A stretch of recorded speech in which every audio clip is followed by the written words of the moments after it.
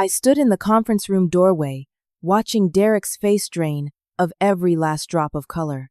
1 year ago, he laughed in my face during my review, telling me I'd never be management material because I was too soft, couldn't handle pressure. He promised training that never came. Now his entire team had been reassigned to my division. I smiled and said, "Welcome to the training you promised me." His jaw dropped open. Let me take you back to where this all started. 15 months before that beautiful moment of watching Derek Paulson squirm. I was 32 years old and had spent 4 solid years at Sterling Media Group in Chicago, working as a mid-level account coordinator. 4 years of early mornings, late nights, and proving myself over and over again. I consistently exceeded my targets, brought in 3 major clients, including a regional hospital chain, a boutique hotel group, and a craft brewery distributor. That alone added $200,000 in annual revenue. I mentored 2 junior staff members, and both of them got promoted before I did. That should have told me something right there. But I kept believing hard work would be enough. Derek was 45, a senior account manager who supervised our team of 8 people. He had that kind of confidence that comes from never being challenged, the type of man who spoke over women in meetings and called it leadership. His hair was going gray at the temples, which he clearly thought made him look distinguished. He wore expensive suits and talked constantly about his golf game with the VP of sales. During my annual review that spring, I formally requested consideration for the assistant manager position that had just opened up. I walked into Derek's office with my portfolio, my metrics, my client testimonials. I was prepared. I was qualified. I was ready.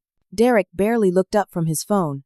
"Roxanne, let me stop you right there," he said, setting his phone down with this patronizing smile that made my skin crawl. "You're too emotional, too accommodating with clients. You'd never command respect in a leadership role." I felt like I'd been slapped.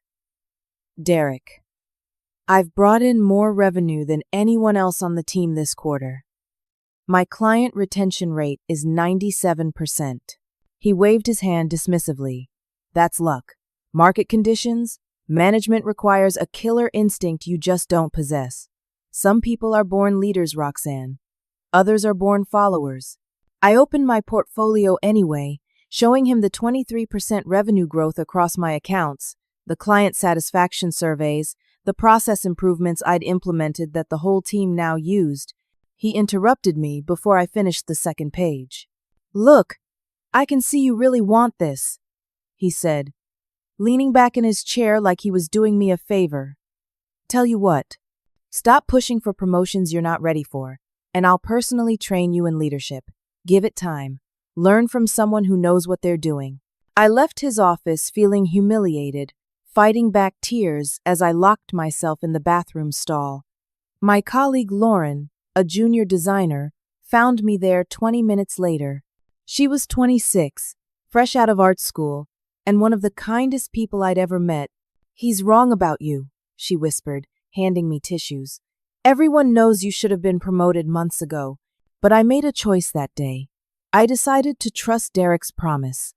I believed that if I worked harder, stayed patient, proved myself even more thoroughly, he would mentor me like he said. I thought he was testing me. 3 weeks later, I discovered Derek had given the assistant manager position to Brad. Brad was 29 years old and had joined Sterling Media 8 months earlier with 0 account management experience. He came from sales at a car dealership. His resume was thin, his client knowledge was minimal, and he spent more time talking about fantasy football than actual work. But Brad had one critical qualification I lacked. He was Derek's former college roommate's nephew. I found out when I saw Brad's new title pop up in the company directory, assistant manager, client accounts. Derek never told me the position had been filled, never mentioned he'd hired someone, never gave me the courtesy of an explanation. I marched to Derek's office, my heart pounding so hard I thought it might burst through my chest. "You gave Brad the promotion?" My voice shook despite my best efforts to stay calm. Derek looked up from his computer, completely unbothered. "Brad has natural leadership presence, Roxanne. Some people have it, some don't. It's not personal. You promised to train me. You told me to be patient. And you should be. Brad's success doesn't diminish your value to the team. You're excellent at what you do. Not everyone needs to be in management. That was the moment I understood.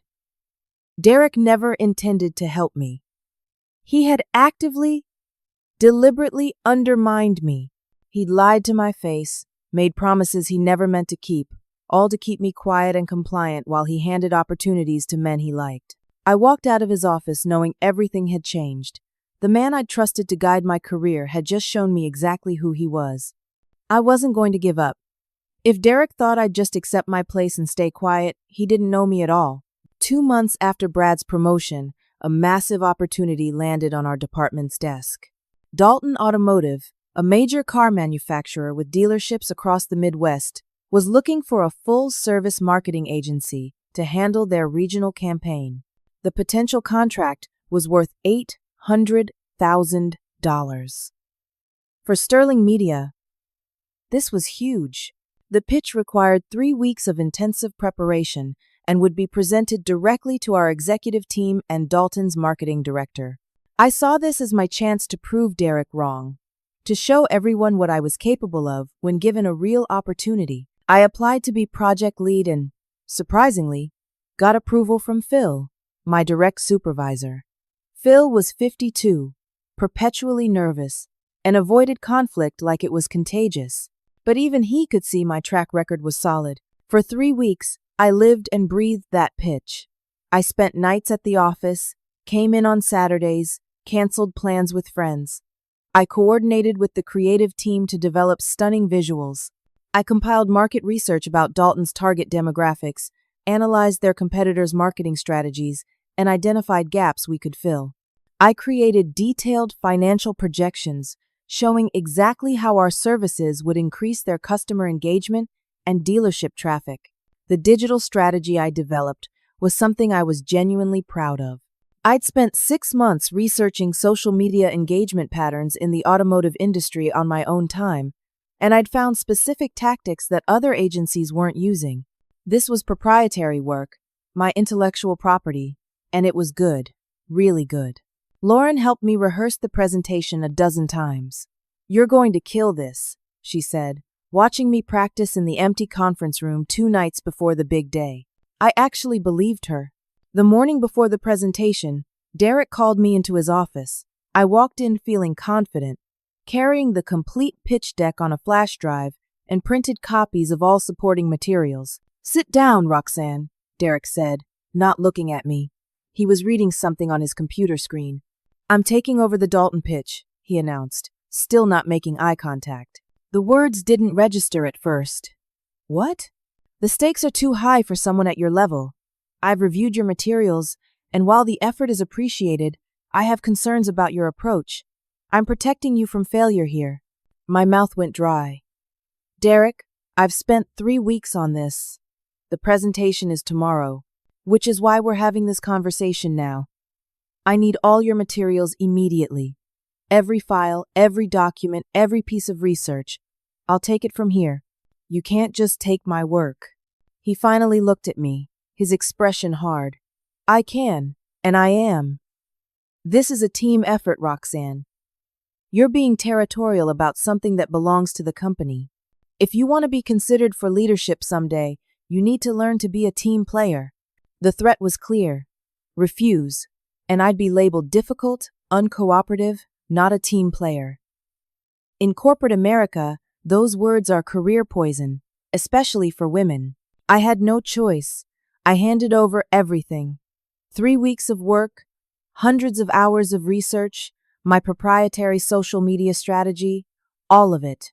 Derek copied the files onto his laptop right in front of me, then dismissed me with a wave of his hand. The next day, Derek presented my pitch to the executives and Dalton's marketing director. He used my exact materials, word for word, slide for slide. The only thing he changed was the cover slide, replacing my name with his. I watched from the back of the room, invisible, as Derek delivered my words, presented my strategy, took credit for my ideas. The executives loved it. Dalton's director called it innovative and sophisticated. Our CEO praised Derek's vision and strategic thinking. Sterling Media won the contract. Derek received a $5,000 bonus and company-wide recognition in an email that went out to all 300 employees. In that email, he thanked the team for their support, never mentioning my name, never acknowledging the person who actually created everything he just presented. Phil, my supervisor, pulled me aside after the celebration. "Let it go, Roxanne. Be a team player. This kind of attitude is why Derek has concerns about your judgment." Concerns about my judgment?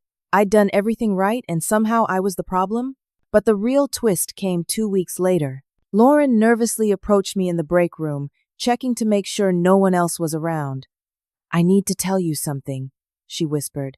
"At the celebration lunch you weren't invited to, Derek talked to the executives. He told them he had concerns about your judgment and suggested you might not be committed to the company's values." My blood went cold. "What?" He didn't give specifics. He was vague enough that it sounded like thoughtful leadership, but he planted seeds. Now, when people talk about you, there's this question mark. Like maybe you're difficult to work with, or you have attitude problems. I felt sick. Derek wasn't just blocking my advancement. He was actively destroying my reputation, spreading vague insinuations that would follow me everywhere in the company. I was being labeled as problematic when I'd done absolutely nothing wrong. This was bigger than one stolen pitch. This was systematic character assassination. I couldn't let it stand. If I stayed silent, Derek would define my entire career with his lies. I had to fight back. I spent 2 months documenting everything, every email where Derek dismissed my ideas, meeting notes where he interrupted me or spoke over me, project records showing my work and his theft. I collected witness statements from Lauren and James, another colleague who'd seen Derek's behavior firsthand. I compiled a 20-page formal complaint with dates, times, specific incidents, and clear patterns of discrimination and retaliation. I met with Patricia, the HR director, on a Thursday afternoon in November. Patricia was 58, wore reading glasses on a chain, and had a reputation for being fair but cautious. I laid out everything.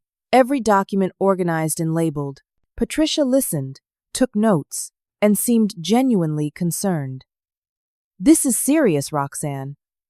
We'll conduct a thorough investigation. These allegations require careful review." For 3 weeks, I heard nothing. Derek continued operating normally, attending meetings, managing projects, acting like nothing was happening. I started to hope maybe the investigation was real. Maybe something would actually change. Then Patricia called me back to her office. Derek had submitted his own written response. According to him, I was unable to accept constructive feedback, had documented performance issues, and was creating a hostile environment by making false accusations against a respected senior manager. He claimed my complaint was retaliation for his appropriate professional guidance, and he had evidence. Brad provided a statement saying I'd been difficult to work with and resistant to collaboration. 2 other team members, Ashley and Tim, both of whom Derek had personally mentored and promoted, signed statements supporting his version of events. Patricia slid a document across her desk.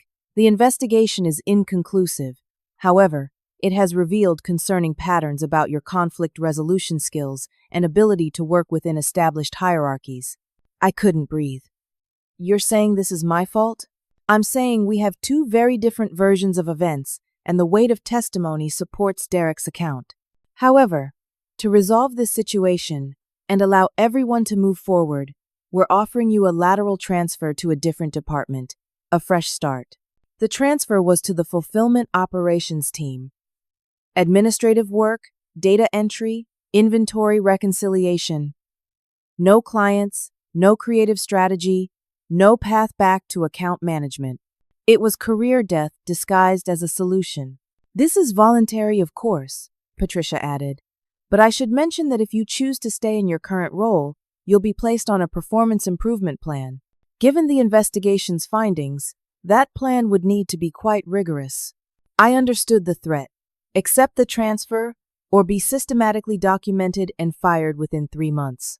I had bills to pay. $73,000 in student loans. Rent on my one-bedroom apartment in Lincoln Park. Car payments. And my mother had just been diagnosed with early-stage breast cancer 2 months earlier. Her treatment was expensive, even with insurance, and she needed my help with co-pays and transportation to appointments. I couldn't afford to lose my job and health insurance. I couldn't risk unemployment while my mother fought cancer. On a gray November afternoon, I accepted the transfer. I signed the papers that ended my account management career and sent me to a windowless office doing work a recent college graduate could handle. Derek won. The system protected him. I was the one punished for speaking up. Lauren hugged me on my last day with the accounts team, both of us crying in the bathroom. "This isn't right," she whispered. "Everyone knows it isn't right." But knowing didn't change anything. 1 week after my transfer, Lauren told me something that made everything worse. She'd been asking around, talking quietly to people who'd been at Sterling Media longer than us. Derek had done this before. 4 other women over 3 years had either quit or been transferred after challenging him. One had complained about him taking credit for her work. Another had reported him for inappropriate comments. A third had simply asked for a promotion too many times.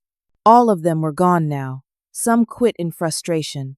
Others were managed out through performance plans or transferred to dead-end roles like mine. Derek had cultivated careful relationships with senior leadership. He played golf with Ronald, the VP of sales, every other weekend. He attended the same church as the CFO, sitting in the same Bible study group every Wednesday evening. He was invited to executive poker nights and remembered everyone's wives' names. Derek was protected because his teams generated revenue. The company didn't care how he treated people as long as the numbers looked good. And the numbers always looked good because Derek was skilled at taking credit for other people's work. I wasn't fighting just one man. I was fighting an entire system designed to shield men like him, to sacrifice women like me, to maintain a comfortable status quo where people like Derek faced no consequences. I felt utterly powerless. I'd done everything right, followed every rule, documented everything properly, and I still lost. The game was rigged from the start. I seriously considered quitting entirely, walking away from Sterling Media, from marketing, maybe from corporate work altogether. My mother, weak from chemotherapy, told me to do whatever I needed to do for my own mental health. My younger brother Marcus, who was finishing his degree in business at Northwestern, was furious on my behalf but couldn't offer any real solutions. In my new operations role, I was invisible. My supervisor Gary was 61 and counting down to retirement. He gave me tasks that required no thought. Entering numbers into spreadsheets, reconciling inventory reports, filing documentation, work that made my 4 years of experience and my marketing degree completely irrelevant. I gained 15 pounds from stress eating. I stopped returning calls from college friends. I lay awake at 3 in the morning replaying every conversation with Derek, wondering what I could have done differently, even though I knew the answer was nothing. I applied to 73 positions at other companies over 4 months. Most applications vanished into digital voids. 3 interviews led nowhere. One hiring manager asked directly why I'd moved from account management to operations, and I had no good answer that didn't make me sound like a problem employee. Then I learned Derek's reputation damage was following me outside Sterling Media. A recruiter I'd worked with before mentioned, awkwardly, that she'd heard from someone at Sterling that I had professionalism concerns. Someone had given a reference check that killed a promising opportunity at a competitor agency. I suspected Derek or his allies were sabotaging me even beyond the company walls. My career wasn't just stalled, it was actively being destroyed. By month 6 in operations, I was severely depressed. I'd stopped caring about my appearance, wearing the same 3 outfits on rotation. I showed up, did my meaningless tasks, went home. Lauren still checked on me, but she was careful at the office, afraid of being associated with me and facing Derek's retaliation herself. Marcus visited one Saturday and found me still in pajamas at 2 in the afternoon. My apartment a mess, unopened mail piled on the counter. "You have to keep fighting," he said. But his voice was uncertain. Even he could see I was beaten. I felt like I was drowning, and nobody was throwing me a rope.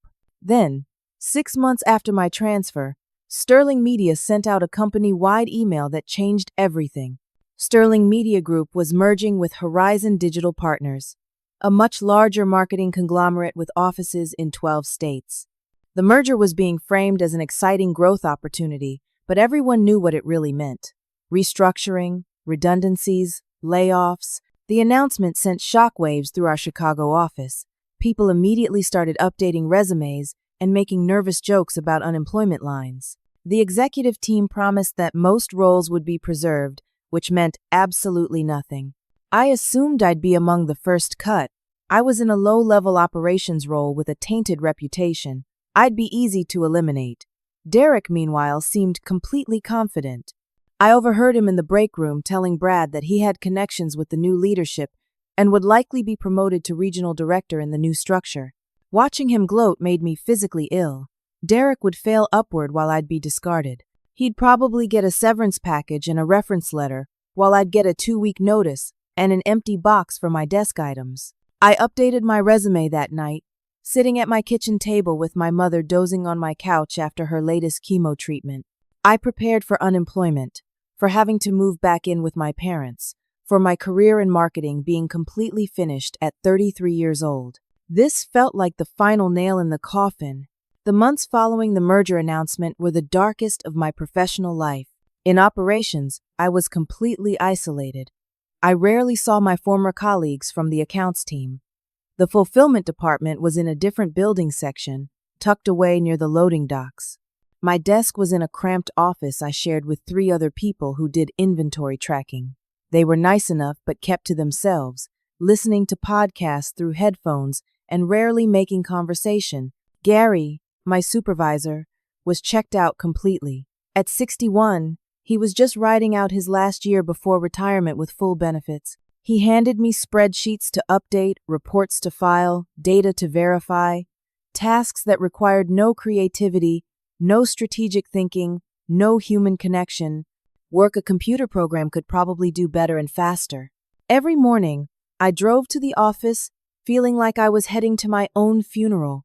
I'd park in the garage, walk through those fluorescent-lit hallways, sit at my gray desk in front of my old desktop computer, and feel my soul slowly dying. I had a master's degree in marketing communications. I'd brought in hundreds of thousands of dollars in client revenue. I'd built strategies that actually worked. Now I was reconciling shipping invoices. My confidence didn't just erode, it collapsed entirely. I started believing Derek was right about me. Maybe I wasn't management material. Maybe I was too soft, too emotional, too weak for leadership. Maybe my success had been luck and good timing. Maybe I'd been fooling myself all along. Depression is a liar. But when you're in it, the lies sound like truth. 3 months into my operations role, my mother's cancer treatment costs escalated dramatically.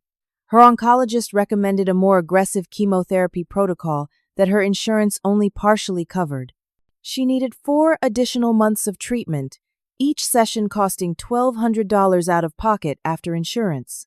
Transportation to the treatment center, special medications for side effects, nutritional supplements her doctor prescribed. All of it added up fast. I was covering around $3,000 a month in medical expenses on top of my own bills. My savings account, which had taken me 5 years to build up to $18,000, drained to almost nothing within 10 weeks. I put expenses on credit cards and watched the balances climb. I couldn't quit without another job lined up. I couldn't risk the gap in health insurance or even one missed paycheck. My mother needed me. My own therapy appointments, which I'd started to help cope with the depression, cost $150 per session even with insurance. I was trapped in a job that was killing me, unable to leave, unable to move forward. I applied to jobs obsessively. 73 applications over 4 months turned into 96, then 112. I applied to positions I was overqualified for, positions that were lateral moves, positions in different cities. Most companies never responded. A few sent automated rejections. 3 interviews went nowhere. One interview seemed promising. A boutique agency in downtown Chicago, smaller than Sterling but with good clients and a collaborative culture. The hiring manager, a woman named Jennifer, seemed genuinely interested in my background. We had a great conversation about integrated marketing strategies and client relationship building.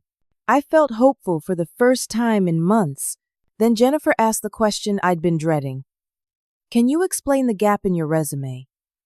You were in account management, then moved to operations. That's unusual. I'd practiced my answer, keeping it diplomatic and vague.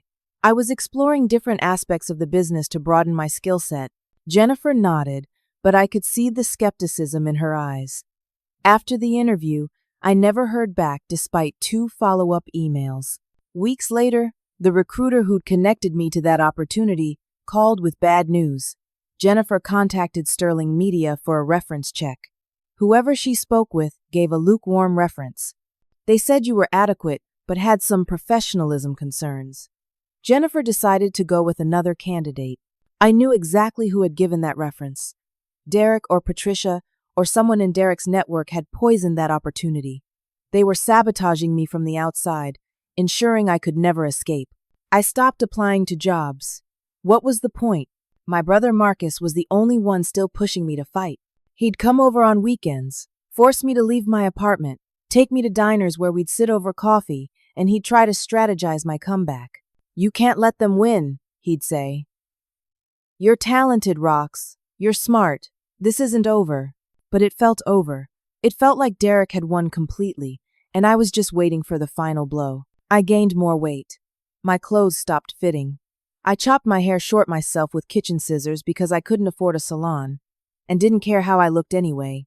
I withdrew from everyone except my mother and Marcus. Lauren texted regularly, but I often didn't respond for days. Sleep became impossible without medication. I'd lie awake replaying every moment of the past year, analyzing every decision, torturing myself with might-have-beens and what-ifs. My therapist suggested anxiety medication, but I was terrified of adding another expense to my drowning finances. The Horizon merger moved slowly through corporate bureaucracy. Months passed with little information. Rumors circulated constantly. Some people heard there would be massive layoffs. Others heard most positions would be safe. Nobody knew anything for certain, which somehow made the anxiety worse. Derek seemed untouched by all of it. I'd see him occasionally in the main building, always laughing with someone, always confident, always networking. He'd gained weight too, but on him it looked prosperous. He wore new suits and drove a silver Lexus he'd bought after getting his Dalton bonus. The injustice of it consumed me. He'd lied, stolen, sabotaged, destroyed careers, and he was thriving. I'd done everything right, and I was barely surviving. 6 months after my transfer, on a freezing January morning, I stood in the parking garage before work, staring at the entrance to the building. My mother's latest scan had shown the cancer was responding to treatment, which should have been good news. But all I could think was that I'd have to keep doing this, keep enduring this death of my professional self for months or years more. I called my mother from my car. I don't think I can keep doing this, I said, crying. Then don't, she said gently. Quit if you need to. We'll figure it out. But we both knew we couldn't figure it out. She needed treatment. I needed insurance. We were both trapped. I went inside and sat at my desk and entered numbers into spreadsheets and felt absolutely nothing. Then, 2 weeks after that phone call, I received an email that changed everything. The sender was someone named Catherine Brennan, Vice President of Integrated Accounts at Horizon Digital Partners. The subject line read, Meeting Request, Organizational Planning. I assumed it was the layoff conversation, the polite prelude to being let go. I scheduled the meeting for the following Tuesday, feeling nothing but resignation. At least unemployment would be honest. At least I could stop pretending. Tuesday afternoon, I walked into conference room C, expecting the worst. I dressed professionally for the first time in weeks, figuring I should at least maintain some dignity while being fired. Catherine Brennan was already there, sitting at the conference table with her laptop open and a thick folder in front of her. She was maybe 50 years old, wearing a charcoal gray suit and glasses, her dark hair pulled back in a neat bun. She stood when I entered and shook my hand firmly. "Roxanne, thank you for meeting with me. Please, sit." I sat, hands folded in my lap, prepared for the speech. "We appreciate your service. Unfortunately, due to restructuring, your position is being eliminated. You'll receive 2 weeks severance. Best wishes for your future." "Instead," Catherine said, "I've been reviewing personnel files and project records from Sterling Media as part of our integration process. Your name came up several times in ways that didn't quite add up." He blinked. "I'm sorry?" "The Dalton Automotive pitch last year. The original project files have your name and a 3-week development timeline. Derek Paulson's presentation happened 5 days after your final documentation date." "That's an interesting coincidence." My heart started pounding. "I don't understand what you're asking." Catherine leaned back in her chair, studying me. "I've been in this industry for 26 years, Roxanne. I've seen every game, every political maneuver, every way talented people get pushed aside by mediocre men who are good at self-promotion. I've also learned to read between the lines of personnel files and recognize patterns." She opened the folder and pulled out several documents. "Your client portfolio performance over 4 years shows consistent revenue growth, high retention rates, and strong client satisfaction scores. Your peer reviews, when I actually read them carefully, are excellent. But then there's this dramatic shift 6 months ago to operations, and the reason given is vague. Professional development opportunity, it says. Nobody moves from successful account management to operations as professional development." I didn't know what to say. Was this a trap? Some kind of test? Catherine continued. "Then I found your HR complaint and Patricia's investigation notes, which I now have access to, and Derek Paulson's response, and a pattern of similar complaints about Derek over 3 years, all resolved with women leaving the department or the company." She looked directly at me. "So I'm going to ask you directly, and I want the complete truth. What happened with Derek Paulson?" I had nothing left to lose. The job was already over, my career already destroyed. So I told her everything. I started with the assistant manager position going to Brad. Derek's promise to train me that never materialized, the stolen Dalton pitch, the character assassination, the HR complaint that backfired, the transfer that ended my career. I told her about the other women Derek had driven out. I told her about the system that protected him. I told her the truth for 45 minutes without stopping. Catherine listened without interrupting, occasionally taking notes, her expression neutral.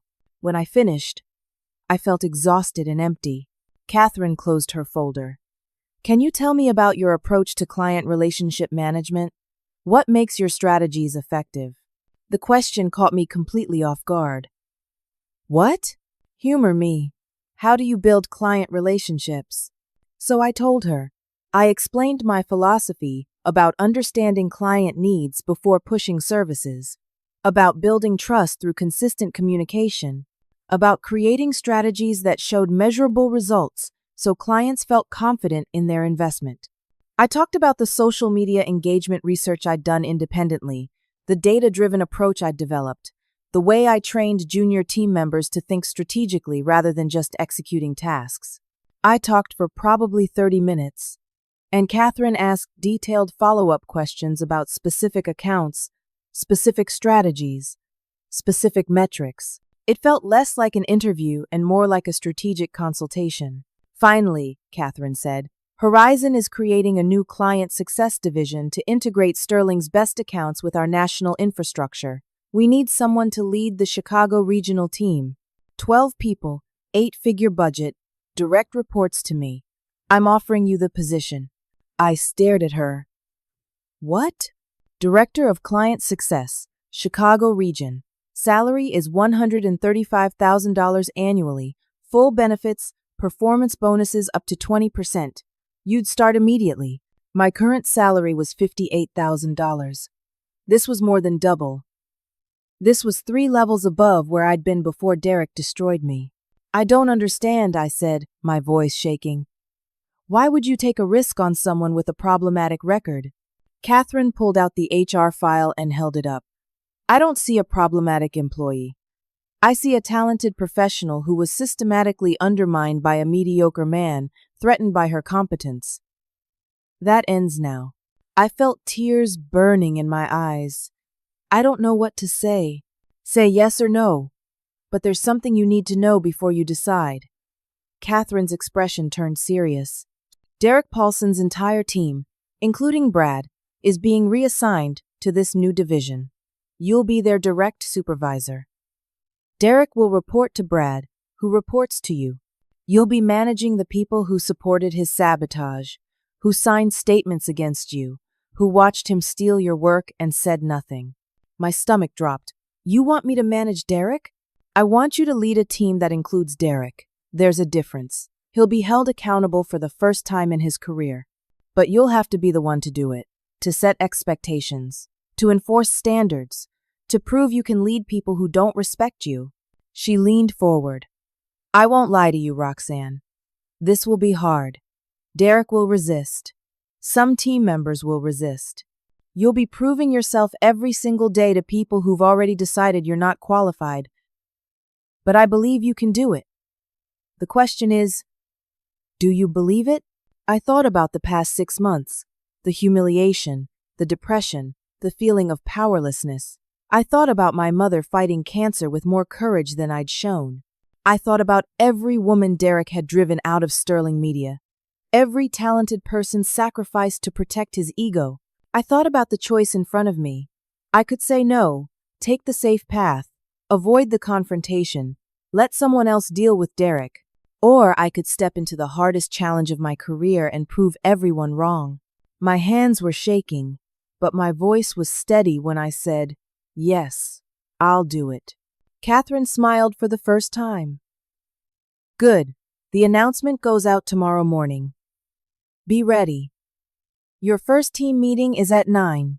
I walked out of that conference room in a daze. My phone buzzed with a text from Marcus. How'd the meeting go? I typed back. I'm Derek's new boss. He called immediately, shouting so loud I had to hold the phone away from my ear. Are you serious? Tell me you're serious. I'm serious, I said, and started laughing and crying at the same time, standing in the empty hallway. I drove home and told my mother, who was having a good day between treatments. She hugged me and said, I knew you weren't done fighting. That night, I barely slept. Terror and excitement wrestled in my chest.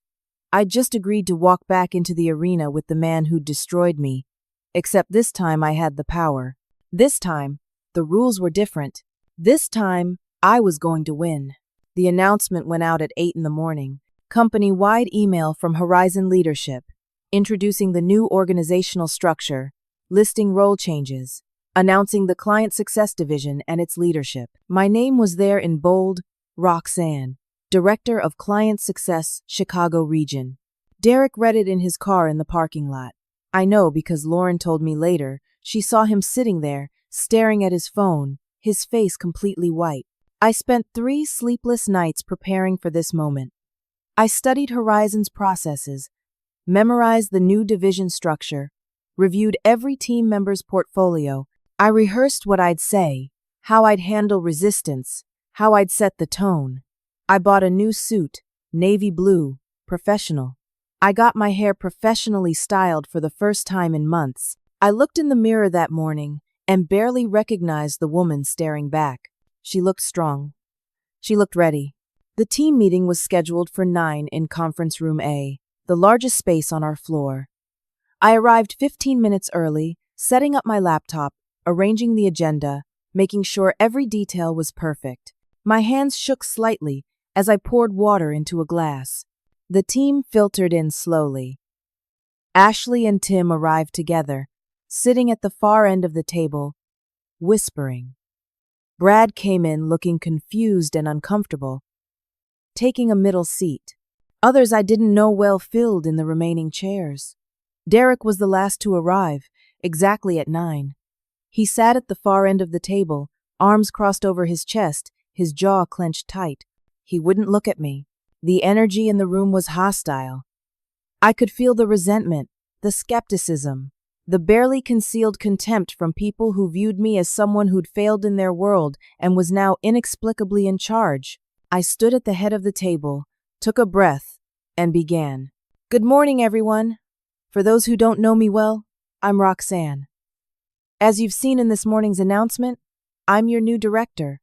I want to start by acknowledging that this transition is significant for all of us. Change is uncomfortable. Some of you may have questions about this new structure and my qualifications. Those are fair questions. I pulled up a slide showing my background. 4 years at Sterling, my client portfolio performance, the accounts I'd built, the revenue I'd generated.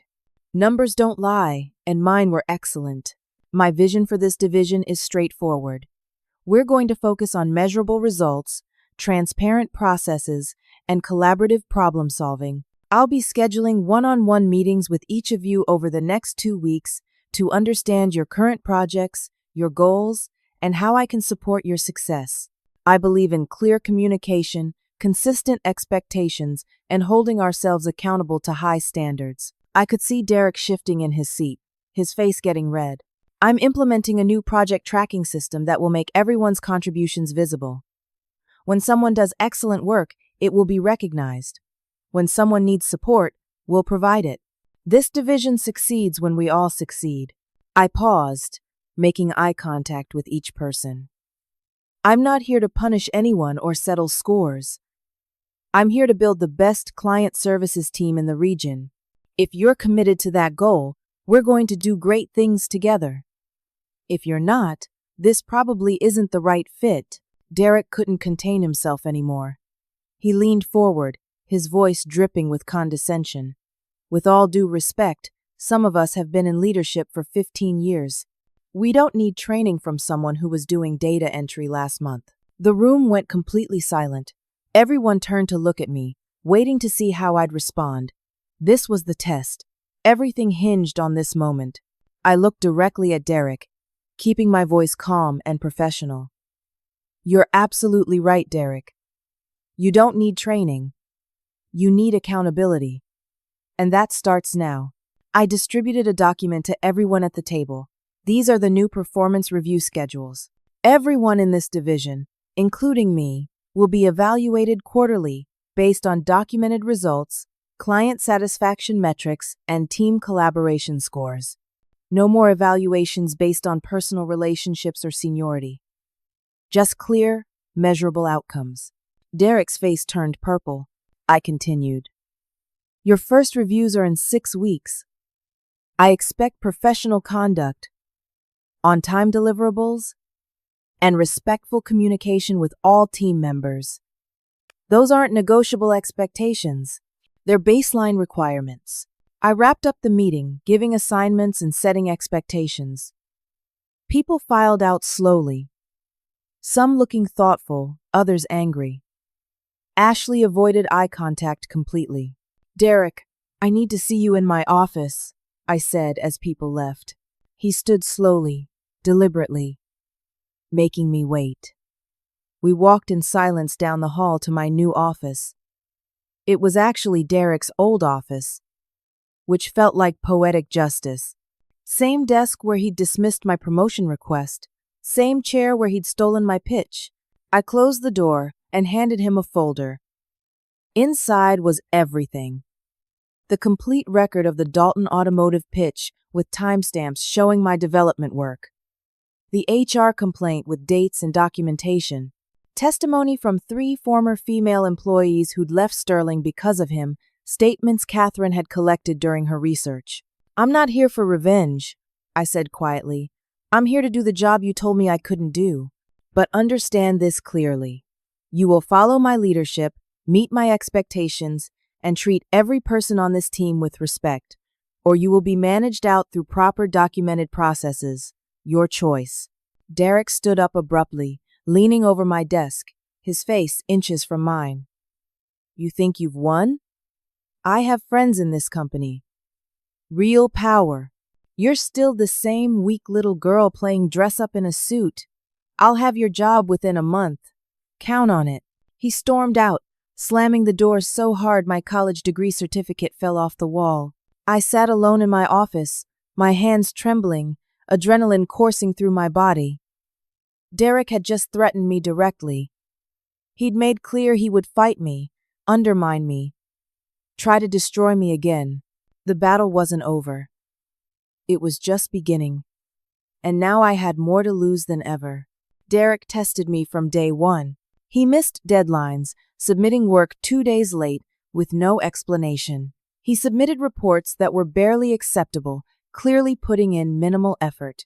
He questioned my decisions in front of other team members, his tone always just shy of insubordination. He copied senior leadership on emails, raising concerns about my leadership approach, phrasing everything carefully to sound like legitimate professional questions while undermining my authority. He spread rumors. Lauren heard him telling people in the break room that I'd gotten the job through personal connections with Catherine, implying I'd slept my way into the position. He suggested my inexperience would tank the division's performance. He reminded everyone about my time in operations, framing it as evidence of my failure. I documented everything, every missed deadline, every substandard deliverable, every disrespectful comment. I kept detailed notes with dates, times, witnesses. I learned from my mistakes in the HR complaint. This time, I built an unassailable record, but I also focused on the work. I held weekly team meetings with clear agendas and measurable outcomes. I implemented the transparent project tracking system I'd promised, making everyone's contributions visible. When someone did excellent work, I recognized it publicly. When someone struggled, I provided support privately. I scheduled one-on-one meetings with every team member. These were tense at first. Ashley was defensive, clearly expecting punishment for the statement she'd signed against me. Instead, I asked about her current projects, her career goals, what support she needed. "I just want to know if you're planning to fire me," she said finally. "I'm not planning to fire anyone who does good work and treats people with respect," I said. "Your past decisions are your past. I care about what happens moving forward." Over weeks, something shifted. Ashley started contributing more in meetings. She stayed late one night to help me prepare a client presentation, working alongside me without resentment. One afternoon, she knocked on my office door, looking nervous. "I need to tell you something," she said. "Derek has been pushing several of us to document anything you do wrong, any mistakes, any signs of poor leadership. He wants to build a case against you." "I appreciate you telling me," I said.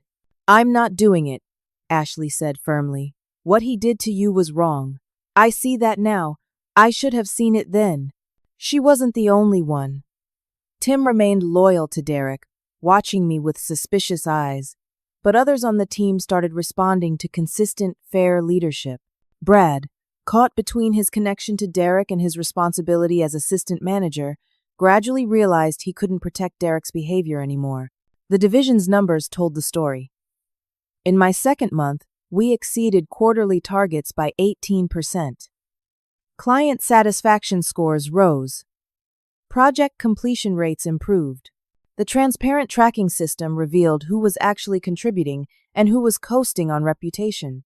Catherine noticed. In an executive meeting, she publicly recognized the Chicago division's performance, specifically praising the new processes and collaborative culture. I wasn't in that meeting, but people told me about it. Word spread fast. Derek became increasingly desperate. His behavior grew more erratic, his attempts at sabotage more obvious. He started missing meetings entirely. When I documented his absences and addressed them in our one-on-one, he exploded. "You have no idea what you're doing," he shouted in my office. "You're a joke. Everyone knows it. You're failing. And when you crash, I'll be here to pick up the pieces." "This conversation is over," I said calmly. "You're being placed on a formal performance improvement plan effective immediately." That's when Derek made his final move. He went to the CFO, his church friend, and filed a formal complaint against me. He accused me of creating a hostile work environment, retaliating against him for past disagreements, and abusing my authority. He claimed I was targeting him unfairly, giving him impossible tasks, excluding him from important meetings, and trying to force him out. The CFO ordered an immediate investigation. An external HR consultant was brought in to review the situation objectively. I was blindsided. For 2 weeks, I endured interviews, document reviews, and the constant stress of potentially losing everything I'd fought for. The investigator was professional but thorough, questioning me about every interaction with Derek, every documented incident, every decision I'd made. Catherine assured me the investigation would be fair, but I'd seen how these things went. I knew how men like Derek manipulated systems. I knew how easily truth got twisted. Lauren visited me one evening at my apartment.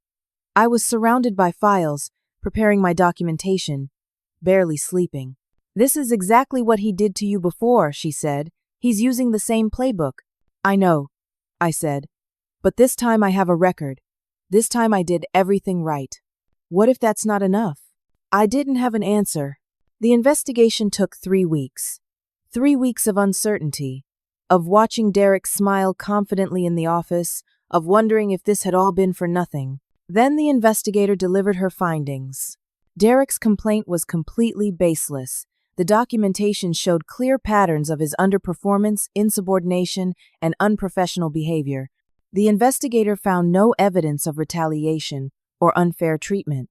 Instead, she uncovered Derek's systematic pattern of behavior toward multiple employees over years. The investigation expanded beyond my complaint to include testimony from former employees, including 2 of the women who'd left Sterling Media because of him. The evidence was overwhelming and undeniable. Catherine presented the findings to executive leadership with a clear recommendation. Terminate Derek Paulson immediately for documented performance failures and violation of company conduct policies. The company agreed. Derek was escorted out of the building on a Tuesday afternoon. Security walked him to his desk, watched him pack his belongings into a cardboard box, and accompanied him to his car. I watched from my office window, feeling none of the triumph I'd imagined, just exhaustion and relief. Brad was placed on a performance improvement plan for enabling Derek's behavior and failing to report misconduct. He'd have 6 months to prove he could lead ethically or face termination. The team meeting the next morning was quiet. Everyone knew what had happened. I stood at the head of the conference table, looking at the faces of people who'd doubted me, challenged me, and some who'd supported me. Derek's termination wasn't about revenge, I said. It was about accountability. This division operates on principles of fairness, respect, and measurable results. Those principles apply to everyone, including me. If I fail to meet those standards, I expect to be held accountable too. Ashley spoke up. "You could have made this much harder for those of us who supported Derek. You didn't. That means something." Over the following months, the division transformed. Brad worked hard to rebuild trust, eventually becoming a decent manager under careful mentorship. Ashley became one of my strongest team members, her talent finally recognized and developed properly. Tim struggled with the new culture and eventually left for another company, which was probably best for everyone. Lauren was promoted to my team, thriving in client strategy work. She'd stuck by me through everything, and watching her succeed felt like its own victory. My mother's cancer went into remission. The relief of that news, combined with my new salary covering all her treatment costs without financial stress, felt like finally being able to breathe after drowning. Marcus told me he was proud of me. "You didn't just get your career back," he said. "You changed the whole system." I didn't know about changing the whole system, but maybe I changed one small part of it. Catherine became a genuine mentor, someone who'd taken a risk on me and continued to advocate for my growth. She taught me things about leadership Derek never could have, that strength includes compassion, that accountability builds trust, that the best leaders create environments where everyone can succeed. 2 months after Derek's termination, I was organizing files in my office and found the old annual review where he'd written that I lacked killer instinct and would never be management material. I stared at those words for a long moment, then filed the document away in my drawer, not to forget, but to remember where I'd come from. One evening, I stayed late working on a quarterly report. A young woman named Sarah, a new account coordinator who just joined the team, knocked hesitantly on my door. "Do you have a minute?" she asked. "Of course. Sit down." She was 24, fresh from her master's program, nervous and eager. She reminded me of myself 7 years ago. "I wanted to ask about growth opportunities," she said. "I know I just started, but I want to understand how people advance here. What does it take?" I thought about Derek telling me I'd never be management material. I thought about every barrier, every lie, every moment I'd been told I wasn't enough. "It takes doing excellent work consistently," I said. "It takes speaking up for yourself and others. It takes refusing to accept less than you deserve. And it takes finding leaders who recognize your talent and give you opportunities to prove yourself." "Were you given opportunities?" she asked. "Eventually," I said. "But I had to fight for them. Harder than I should have needed to. That's why I'm committed to making sure the people on my team don't have to fight the same battles." I leaned forward. "Here's what I want you to know, Sarah. You belong here. Your ideas matter. Your contributions are valuable. And if anyone ever tells you otherwise, you come talk to me. We're building something different in this division. A place where talent matters more than politics, where people are evaluated on their actual work, where everyone gets a fair chance to succeed." Her eyes got a little watery. "Thank you. That means a lot." After she left, I sat at my desk watching the Chicago skyline through my office window. The city lights sparkled in the darkness. Thousands of stories unfolding in those buildings. Thousands of people fighting their own battles. I'd learned that the truest form of strength isn't crushing your enemies. It's building something better than they ever could. It's creating environments where people don't have to fight just to be recognized. It's using your power to lift others rather than protect your own position. Derek had told me I'd never be management material because I was too soft. He was wrong about what management requires. Real leadership isn't about being the loudest voice or the most aggressive personality. It's about clarity, consistency, fairness, and genuine care for the people you're responsible for. I'd promised Derek training all those months ago when I first walked into the conference room as his new boss. In the end, the training wasn't about teaching him to be a better leader. It was about showing him what real leadership looked like and proving he couldn't measure up to those standards. The best revenge wasn't destroying Derek. It was succeeding without compromising my values, proving that compassion and accountability can coexist, and creating a team culture where people like Derek can't thrive. I packed up my laptop and headed home, driving through the Chicago streets toward my apartment, where my mother was staying for the week between treatments. We'd watch terrible reality TV and eat takeout and talk about everything except work. My career wasn't just recovered. It was rebuilt on a foundation that couldn't be taken away. My own proven competence, my documented results, and my refusal to let someone else define my worth. Derek had tried to teach me that I wasn't enough. Instead, he taught me exactly how much I was capable of when I stopped accepting other people's limitations. That was the training I actually needed. Now I want to hear from you. Have you ever worked for someone who tried to hold you back? How did you handle it? What would you do differently if you could go back? Share your stories in the comments below. And if this story resonated with you, please hit that like button. Subscribe to the channel for more stories about overcoming workplace challenges. And share this with someone who needs to hear that they're capable of more than anyone else believes. Thank you so much for listening to my story. I hope it reminded you that setbacks aren't the end. They're just the beginning of your comeback. Keep fighting for yourself, because you're worth it.